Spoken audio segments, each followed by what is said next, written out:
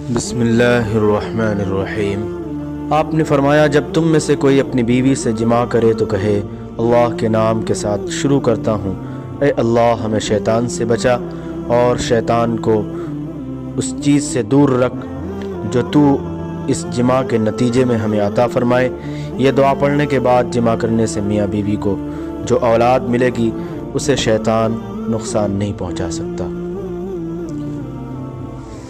رسول کریم صلی اللہ علیہ وسلم جب قضاء حاجت کے لیے بیت الخلاء میں داخل ہوتے تو یہ دعا پڑھتے، اے اللہ میں ناپاک جنوں اور ناپاک جننیوں سے تیری پناہ مانگتا ہوں۔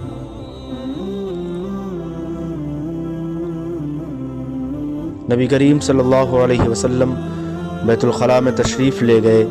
میں نے بیت الخلاء کے قریب آپ کے لیے وضو کا پانی رکھ دیا۔ باہر نکل کر آپ نے پوچھا یہ کس نے رکھا؟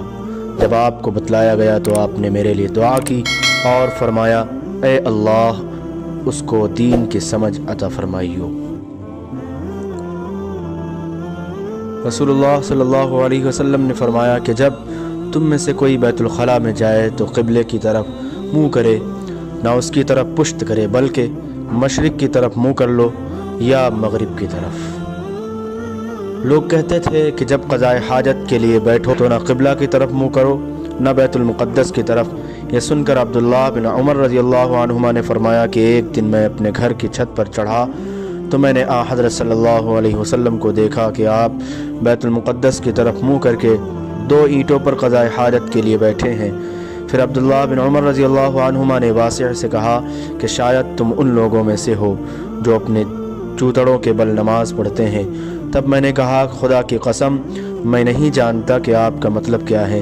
امام مالک رحمۃ اللہ علیہ نے کہا کہ عبداللہ بن عمر رضی اللہ عنہما نے اس سے وہ شخص مراد لیا جو نماز میں زمین سے اونچا نہ رہے، سجدے میں زمین سے چمٹ جائے۔ رسول اللہ صلی اللہ علیہ وسلم کی بیویاں رات میں مناسا کی طرف قضاء حاجت کے لیے حج جاتی اور مناسا ایک کھلا میدان ہے تو حضرت عمر رسول اللہ صلی اللہ علیہ وسلم سے کہا کرتے تھے کہ اپنی بیویوں کو پردہ کرائیے، مگر رسول اللہ صلی اللہ علیہ وسلم نے اس پر عمل نہیں کیا۔ ایک روز رات کو عشاء کے وقت حضرت سودا بنت زمعہ رسول اللہ صلی اللہ علیہ وسلم کی اہلیہ جو دراز قد عورت تھیں باہر گئیں۔ حضرت عمر رضی اللہ عنہ نے انہیں آواز دی اور کہا ہم نے تمہیں پہچان لیا، اور ان کی خواہش یہ تھی کہ پردے کا حکم نازل ہو جائے، چنانچہ اس کے بعد اللہ نے پردے کا حکم نازل فرما دیا۔ آپ نے اپنی بیویوں سے فرمایا کہ تمہیں قضاء حاجت کے لیے باہر نکلنے کی اجازت ہے۔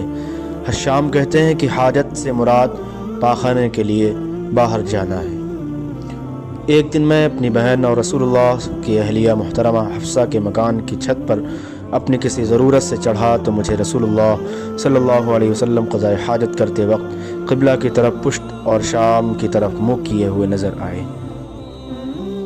ایک دن میں اپنے گھر کی چھت پر چڑھا تو مجھے رسول اللہ صلی اللہ علیہ وسلم 2 اینٹوں پر قضاء حاجت کے وقت بیت المقدس کی طرف منہ کیے ہوئے نظر آئے۔ جب رسول اللہ صلی اللہ علیہ وسلم رفع حاجت کے لیے نکلتے تو میں اور ایک لڑکا اپنے ساتھ پانی کا برتن لے آتے تھے۔ مطلب یہ ہے کہ اس پانی سے رسول اللہ صلی اللہ علیہ وسلم طہارت کیا کرتے تھے۔